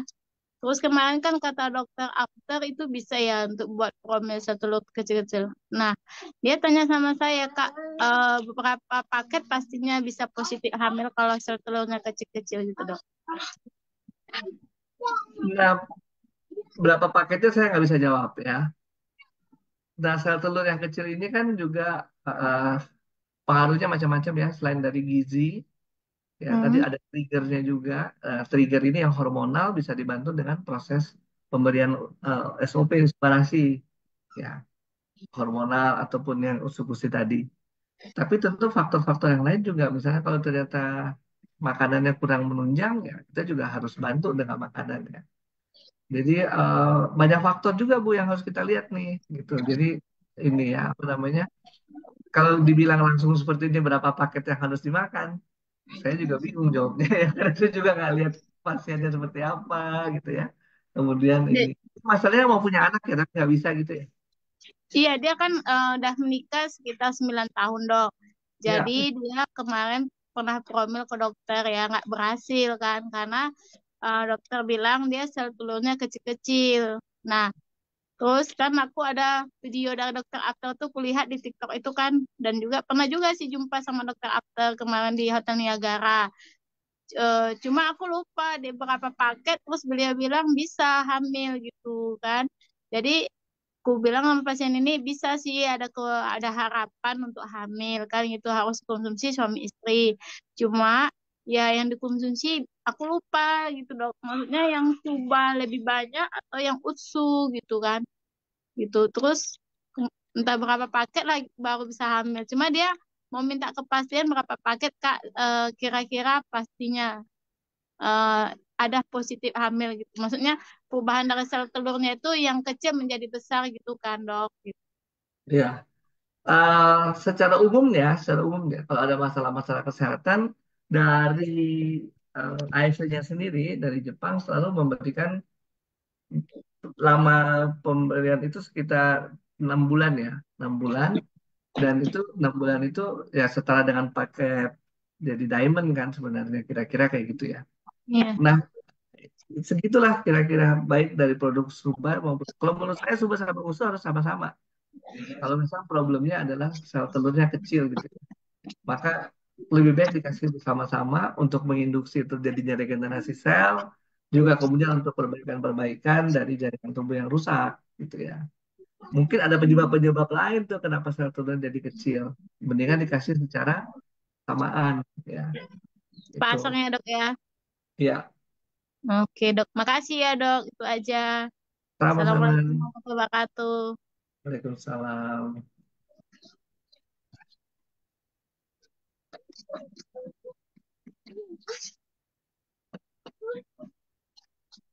Dok, ada pertanyaan dari kolom chat, Dok. Ya, Kalau misalkan tangan sering kesemutan, kebas, dan lainnya gitu, itu apakah pasti, kan zaman dulu ya dok, saya nggak tahu nih, tapi kalau dari orang tua saya pun masih bilang, kalau sering kesemutan, apapun itu, tangan, kaki, atau apa, itu katanya gejala stroke, atau suatu saat kita akan kena stroke gitu loh. Itu bener nggak dok? Mitos atau fakta? Dan apa penyebabnya kalau misalkan kita sering kesemutan, sering kebas, mati rasa tangan, atau apa? ya. Terima kasih. Jadi Bapak Ibu kalau sering kebas itu tadi yang saya jelaskan dengan namanya neuropati perifer ya. Neuropati itu sarafnya mengalami gangguan. Kenapa sarafnya mengalami gangguan saraf perifer ini? Karena kekurangan Kenapa turun dia? Jadi bawa ya dia, jadi Jadi kenapa kekurangan kenapa neuropati terjadi? Karena salah satunya kekurangan suplai oksigen dan suplai makanan. Jadi saraf perifernya rusak.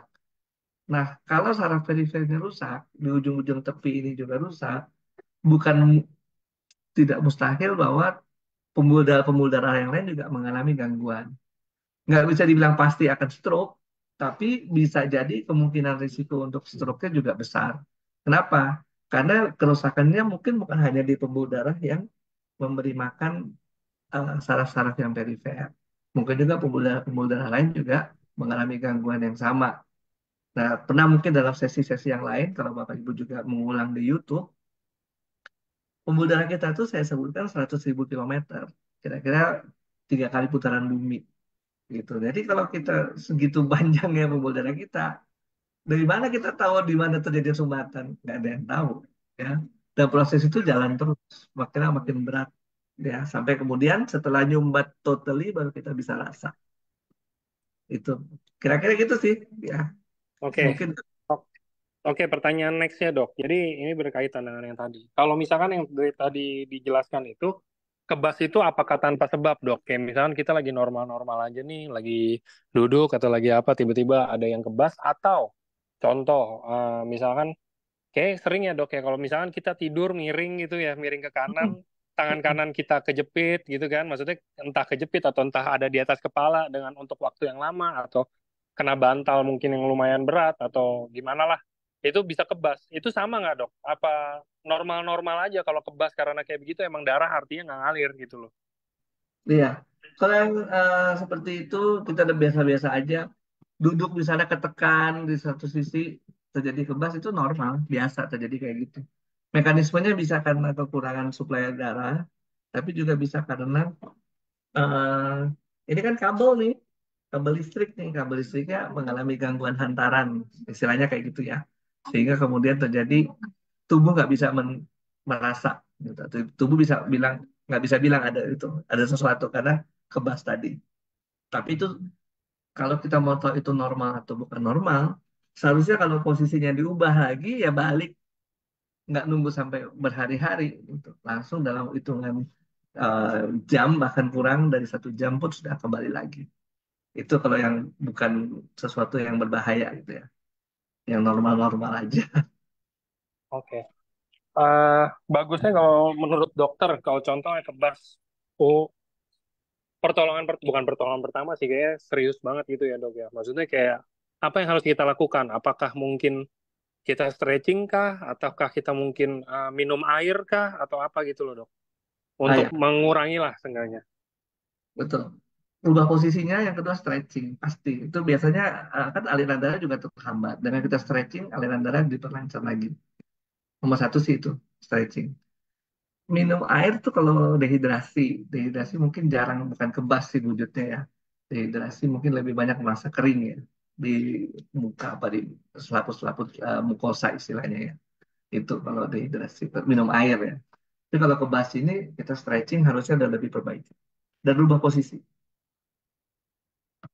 Oke, oke dok. Mungkin terakhir kalau untuk pertanyaannya ini dok, biasa kan. Jadi boleh nggak dok diinfo kalau contoh misalkan yang kayak tadi saya bilang kasus yang barusan dibahas, atau mungkin ada gejala-gejala lagi nggak ngapa-ngapain tangan kebas atau apa, konsumsi misalkan konsumsi suba ya, kalau konsumsi suba itu kalau saran dari dokter berapa di umur-umur normal deh dok, di umur-umur ya 30 sampai 45, 30 sampai 40 tahun gitu dok, kira-kira konsumsi berapa per harinya?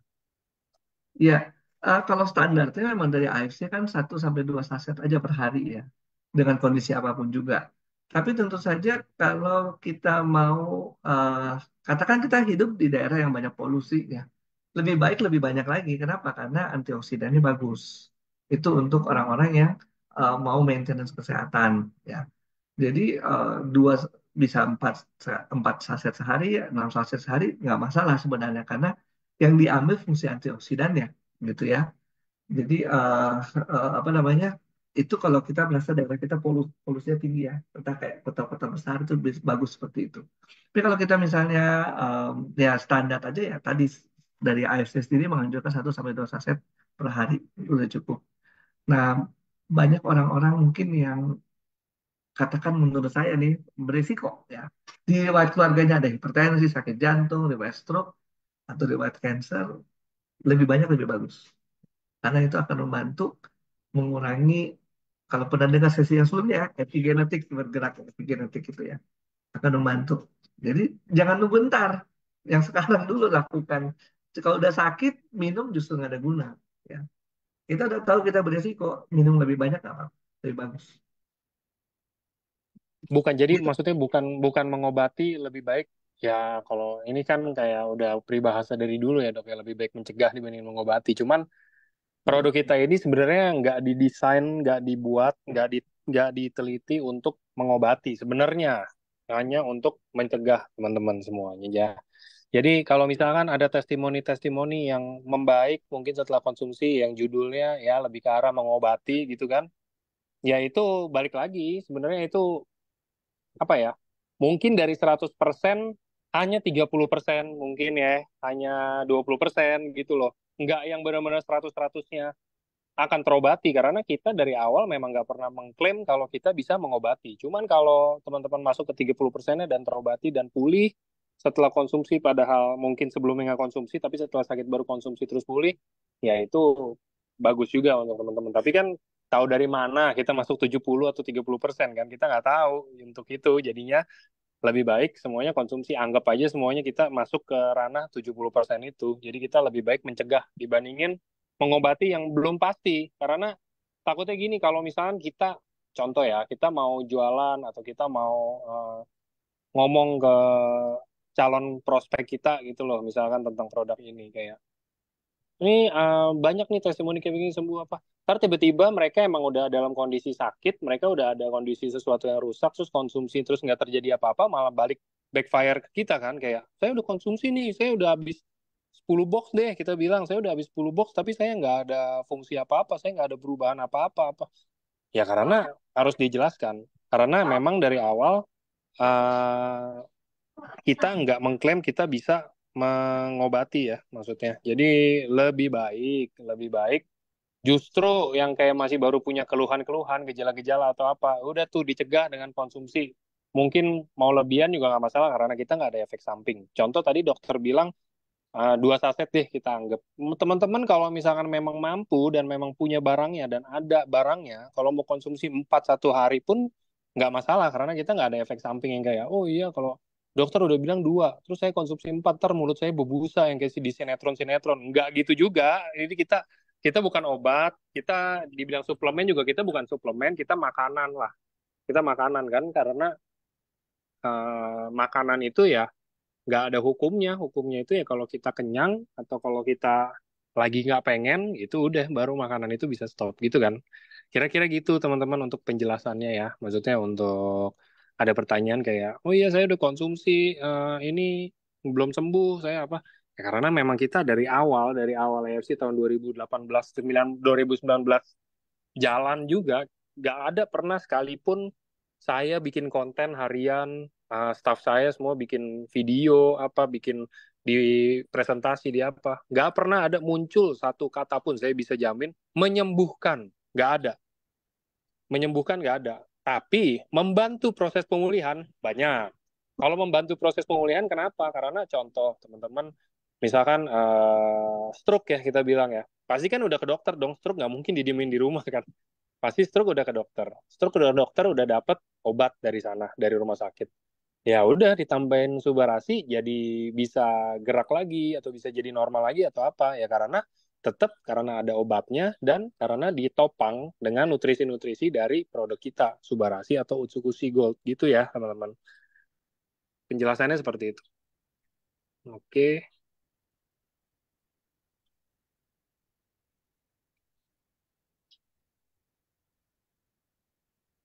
Kalau untuk ini juga pertanyaan banyak. Kalau misalkan untuk udah ditangani dokter terus mau dikasih produk kita eh, nggak yakin gitu ya mungkin pertanyaannya ya, ya itu nggak bisa tanya ke dokter Trevino karena satu, dokter Trevino nggak kenal sama anaknya, dokter Trevino nggak tahu riwayatnya seperti apa, dokter Trevino nggak kenal juga sama dokternya, nggak tahu rumah sakit di mana, nggak tahu obat apa yang dikasih gitu loh. Jadi itu nggak bisa dari dua arah teman-teman kalau kayak begitu. Karena kalau misalkan dari dua arah ada beberapa apa ya etik yang nggak boleh dilakukan gitu loh oleh baik sesama dokter atau mungkin ya sebenarnya itu bukan etik dokter juga ya, itu etik normalnya manusia aja ya. Maksudnya kayak udah nih dikasih obat sama dokter yang itu yang menangani dari rumah sakit A misalkan, udah dikasih obat tet, tiba-tiba tanya ke dokter Revino, terus dokter Revino langsung bilang yaudah itu obat nggak usah minum, konsumsi suba aja 20 box contoh. Keren lah itu dokter Trevino kena pasti kan, maksudnya melanggar etik iya, maksudnya itu juga dibilang melanggar norma juga iya gitu loh, semuanya nggak bisa teman-teman dua dua dua sisi kayak gitu, bener ya dok ya, nggak bisa dua pintu gitu ya maksudnya. Kalau memang dokter Trevino yang menangani dari awal, dokter Trevino berhak untuk memberikan apapun itu resep, apapun itu produk atau apa. Kalau teman-teman mau ikutin, monggo silakan. Karena dokter Levino yang menangani dari awal. Tapi kalau misalkan ini ada dokter Angga, kamu konsumsi, contoh, kamu pusing, kamu konsumsi Panadol ya, 5 strip satu hari harus habis, misalkan gitu ya. Ya namanya dokter Angga kan ngaco ya, bukan dokter. Terus tiba-tiba teman-teman konsultasi nih ke dokter Trevino. Dok, kata dokter Angga, saya disuruh konsumsi Panadol 5. Saya boleh nggak dok nggak konsumsi Suba aja 2 saset per hari? Terus dokter Trevino bilang, ya udah boleh, nggak konsumsi 5, nggak usah konsumsi 5. Minum aja Subarasi apa. Terus karena produk kita balik lagi, ini ditarik ke awal lagi. Produk kita nggak ada mengklaim kesembuhan. Teman-teman pasti uh, mau kesembuhan lah. Kalau namanya kita udah sakit ya, satu-satunya yang kita mau bukan kita jadi kaya, bukan kita jadi apa ya, kita jadi sembuh dulu pasti gitu kan ya. Terus karena dokter Revino ngomong kayak begitu, saya memburuk, ya kan? Pusing saya ternyata saya kanker otak. Wah, gak ada yang tahu tuh contoh ya kan? Karena yang kena siapa? Itu kan. Yang kena siapa? Pasti dokter Revino dong. Gitulah. Nanti kalau dokter Trevino kena, yang mau Zoom hari Sabtu siapa seminar nemenin teman-teman semua? Siapa ayo? Gitu kan? Ya itu aja logika logika simpelnya ya. Maksudnya itu ya, teman-teman harus paham di bagian situnya. Saya bukan dokter, saya bukan dari kalangan dokter, tapi saya berkutat di bisnis kesehatan ini. Karena saya orang dari EFC, saya tahu cara kerjanya seperti apa, norma dan etik seenggaknya saya paham lah, dikit-dikit gitu seperti apa. Dokter do and don'ts-nya apa, saya tahu gitu loh. Jadi, uh, menurut saya itu nggak usah dokter Trevino yang jawab, saya pun bisa jawab itu nggak boleh teman-teman. Kalau memang sudah ada dokter A yang menangani, ikutin aja dokter A. Kalau memang kita mau nego untuk produk dan lain-lain, nggak usah kita bawa-bawa dokter. Ini kata dokter Trevino boleh kok. Siapa juga dokter Trevino? Belum tentu dia juga tahu juga gitu kan. Ini kata dokter Susi, misalkan boleh nih. Siapa juga dokter Susi? Saya nggak paham nih, contoh gitu kan. Mendingan enak kalau menurut saya, ini solusinya teman-teman. Kalau misalkan ada yang kasus kayak gitu banyak, sering banyak banget yang cerita ke saya juga kasus kayak begitu ya. Contoh, ditangani oleh dokter A, udah masuk ke ruangan yang intensif mungkin, terus mau kasih konsumsi Subarasi, contoh. Kita nggak usah bawa-bawa dokter, kita nggak usah bawa-bawa institusi lain, kita cuma bawa produknya aja. Nih produknya, di belakang ingredient lengkap. Nih dokter, saya mau kasih ini, ingredientnya ada ini. Setelah saya googling atau setelah saya riset, kasih aja. Yang ada di PPT saya juga kasih aja, gitu loh maksudnya kayak. Ini uji klinisnya seperti ini dok, ini, patennya ini. Udah diakui di sini dok, ini mengandung. Ya, kalau misalkan memang mungkin saya nggak bisa menyalahkan dokter ya. Cuman kalau memang dokternya itu open minded dan mungkin mau menerima masukan dari teman-teman semua, pasti jalan. Oh, pasti dikasih itu. Tapi mungkin kalau dia nggak mungkin menolak, tapi biasanya dia akan bilang, coba ya Bu, nanti saya pelajari dulu, nanti saya info. Biasanya kayak gitu tuh, ya kan? Dia nggak mungkin nolak, Bu jangan Bu atau apa. Nggak mungkin tuh dia nolak. Tapi biasanya dia akan minta waktu ke teman-teman semua untuk saya pelajari dulu. Kalau misalkan memang dia beneran pelajari, dia akan tanya semua kerabat-kerabat dokternya mungkin, lu pada ada yang tahu nggak sih produk ini, atau mungkin nanya ke perkumpulannya, ke ikatan dokternya atau apa gitu loh. Pasti ada aja yang tahu kan, kita produk kan udah lumayan terkenal gitu loh. Pasti ada aja yang tahu, nggak mungkin enggak. Jadi dari situ baru nanti mungkin teman-teman bisa dapat solusinya yang terbaik apa dari dia. Oh boleh nih, tapi mungkin setelah uh, terapi dari saya ya. Oh boleh nih dibarengin aja, tapi harus seperti ini. Ikutin dari dokter yang menangani. Itu ya teman-teman ya. Jadi uh, jangan selalu mikir semua dokter sama aja. Yang memang sama, memang tugasnya mengabdi untuk kesehatan masyarakat benar ya. Cuman nggak sama semuanya karena mungkin ada beberapa dokter yang punya pemikiran berbeda karena balik lagi manusia kan beda-beda semua. Toh kita juga konsumsi suba nggak sembuh semua kan yang tadi saya bilang 70-30 gimana dokter dibilang sama semua kan nggak mungkin juga. Gitu teman-teman kira-kira. Jadi itu menjawab pertanyaan yang mungkin udah berbulan-bulan udah ditanyain kalau misalnya saya kayak begini seperti apa gitu kan. Kira-kira seperti itu. Jadi kalau bisa ditanya dulu, kita bawa dulu, kita jelaskan. Tapi kita juga nggak boleh menggurui ya. Kita menjelaskan aja sesuai dengan produknya ada apa aja. Kira-kira gitu teman-teman. Semoga membantu ya untuk jawabannya. Hmm. Tuh, menjelaskan, bukan mengajar. Mengajar ya, jangan ngajar lah maksudnya. Nggak usah dokter diajarin. Ya, misalkan saya, ada yang ngomong ke saya, ah, enggak, nih harusnya kamu bikin konten ini. Saya juga marah pasti. Ini lu siapa gitu kan maksudnya. Saya yang berkutat setiap hari di pekerjaan ini, di bidang ini, tapi tiba-tiba out of nowhere, situ datang untuk ngejelasin ke saya gitu. Pasti saya juga merasa kayak, siapa nih orang ngejudge banget gitu loh maksudnya. Nggak usah dokter kita bilang, saya pun digituin gitu. Pasti teman-teman juga semua gitu. Mungkin ada yang mungkin kontraktor gitu kan, kontraktor gedung misalkan, tiba-tiba ada orang gucuk-gucuk datang kayak Pak ini gedung nggak boleh kayak begini, bikin ini harus kayak begini, bahannya yang lebih bagus ini. Apa nggak ditonjok bohong itu pasti itu udah pasti udah pasti kesel orang digituin kan. Ya gitu aja sebenarnya logiknya gitu loh teman-teman. Jadi bisa makan aja lah semua profesi itu pasti ada fungsinya masing-masing, pasti mereka punya pembelajarannya masing-masing juga yang pasti mereka udah belajar makanya mereka bisa ada di titik saat ini gitu loh. Itu ya teman-teman. Jadi kita hanya boleh saling menghargai aja siapapun itu. Mau jadi motivasi ini mah kalau kayak begini bukan jadi seminar kesehatan ini. Udah ya teman-teman ya. Ini kayak pertanyaan juga tadi udah banyak dokter jawab-jawab nih. Ini kalau kayak begini jadinya harusnya hari Senin nih. Tapi semoga bisa menjawab ya. Maksudnya teman-teman penjelasan saya dari orang awam, saya dari orang yang bukan dari praktisi kesehatan atau dari ahli kesehatan, tapi saya dari sama lah seperti teman-teman semua sipil biasa ya, yang bukan dari apa-apa. Saya mencoba menjelaskan yang saya tahu dengan bahasa seawam mungkin biar teman-teman semuanya paham gitu loh. Takutnya kan kalau dengan bahasa-bahasa yang rada belibet teman-teman nanti gak paham. Ini saya jelaskan tadi itu dengan bahasa yang super awam. Semoga teman-teman bisa mengerti semuanya. Jadi bisa membantu membantu teman-teman juga semuanya kalau untuk yang mau konsultasi dan lain-lain itu bisa jadi lebih enak gitu loh jalurnya. Oke, kayaknya oke lah pertanyaannya kayaknya dari tadi udah terjawab itu siapa ya. Jadi itu ya teman-teman. Terima kasih Dokter Trevino dan teman-teman semua yang dari tadi ini ada banyak banget, tumben banget hari ini semuanya on cam dan super interaktif mau nanya-nanya dan uh, menyimak lah. Saya tahu menyimak nih, saya tahu muka-mukanya nih. Saya ngecek dari tadi. Oke, teman-teman, terima kasih untuk waktunya. Dokter, terima kasih dokter. Terima kasih juga untuk perhatiannya. Sukses semua ya. Ya, siap. Thank you semuanya. Thank you semuanya yang datang. Sampai jumpa di hari Senin ya, dan di minggu depan juga kita ada lagi. Terima kasih. Selamat sore semuanya. Sukses semua.